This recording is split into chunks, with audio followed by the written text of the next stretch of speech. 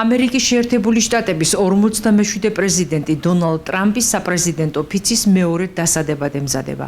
რამდენიმე საათში ის უზენაესის სასამართლოს მთავარი მოსამართლის რობერტსის წინაშე ბიბლიაზე ფიცს დადებს, რომელიც ხელში როგორც წესი მომავალი პრეზიდენტის მეუღლეს ექნება და წარმოსთქვამს, რომ ერთგულად შეასრულებს დაკისრებულ მოვალეობას, შეინარჩუნებს და დაიცავს ამერიკის შეერთებული შტატების კონსტიტუციას.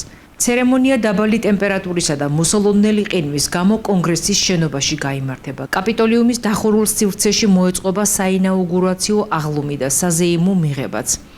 რას შეცვლის ტრამპის პოლიტიკა მსოფლიოსა და საქართველოს დღის წესრიგში. კითხვა, რომლის პასუხების მიღების მოლოდინი დიდია, ჩვენ ისტორიკოს დავუსვით.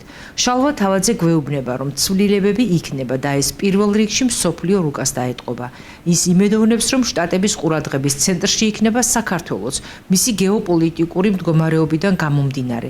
ქართველი პოლიტიკოსებისგან კი მეტ დაფიქრებას და სწორ პოზიციონირებას ელოდება. ჩვენ მომსწრე ვიქნებით სულ მალე ახალი პოლიტიკური რუკის.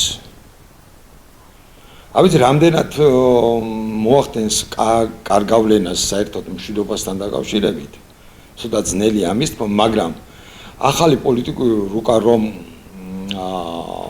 შეიქმნება მსოფლიოში, ეს აქედანვე ცხადია. ტრამპი არ გამორიცხავს ურთიერთობას არა მარტო თავის მოკავშირეებთან, არამედ მტრებთანაც. მან პირდაპირ თქვა, რომ ის ითანამშრომლებს რუსეთთან და ითანამშრომლებს ჩინეთთან. ეს კი მნიშვნელოვნად შეცვლის ძალთა თანაფარდობას და მე მგონია, რომ ევროპა, რომელიც ამდენხან მიზიდულობის ძირითადი ცენტრი იყო, შედარებით დასუსტება ამ მხრივ ევროპა.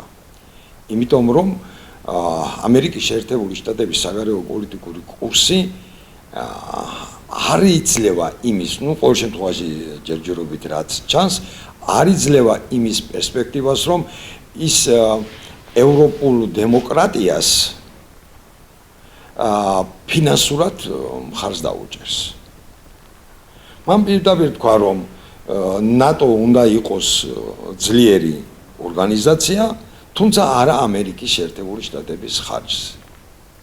რომ ევროპამაც, ევროპის ქვეყნებმაც თავის თავზე უნდა აიღონ ის ფინანსური ტვირთი, რაც ნატოს ჭირდება. რამდენად დასუსტებული ევროპა, რამდენად შეძლებს ამას. რამდენად გაუძლებს ამ წნეხს, რა ვიცი, კითხვის ნიშნები ჩანს. ახლა რაც შეეხება წაადგება თუ არა ქართულ პოლიტიკას და ზოგადად ჩვენს სუვერენიტეტს ტრამპის ახალი საგარეო პოლიტიკური კურსი. მე სამწუხაროდ მივჩერები ვარ, რომ მსოფლიო იცვლება, ქართული პოლიტიკური კლასის პოლიტიკური აზროვნება არ იცვლება. რაც შეიძლება სავალალო გაგვიხდეს.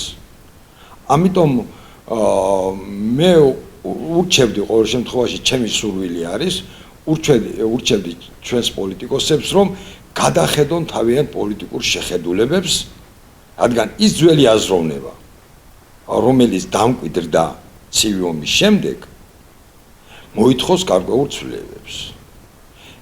ვამბობ, რომ ძალიან ბევრი საზღვრები შეიცვლება, სახელმწიფოთა შორის საზღვრები შეიცვლება და ჩვენ ძალიან დიდი სიფრთხილე გვმართებს აღნიშნულთან დაკავშირებით.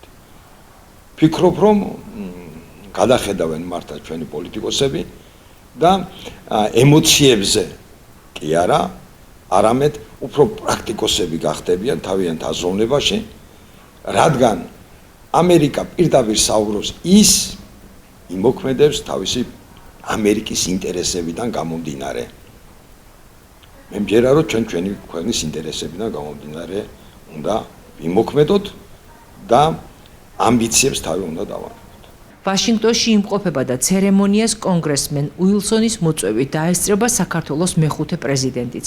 მანამდე სალომე ზურაბიშვილი უმცროსი ტრამპის მიერ გამართულ მიღებაზეც იმყოფებოდა. ამავე მიღებაში მონაწილეობა მიიღეს პარტია ფედერალისტების ლიდერებმა. ინაუგურაციაზე დასწრებას აანონსებენ ასევე ლელოსა და სტრატეგია აღმაშენებლის ლიდერებიც. ოპოზიციაში აცხადებენ, რომ ეს არის შანსი პარტნიორებამდე ქართველი ხალხის გზავნილი მიიტანონ. მართლ გუნდში კი ოპონენტების მხრიდან სპეკულაციებზე საუბრობენ და ამბობენ, რომ ამერიკის შეერთებული შტატების ახალი პრეზიდენტის ინაუგურაციაზე დასწრება ბილეთების შეძენის შემდეგ ნებისმიერ მსურველს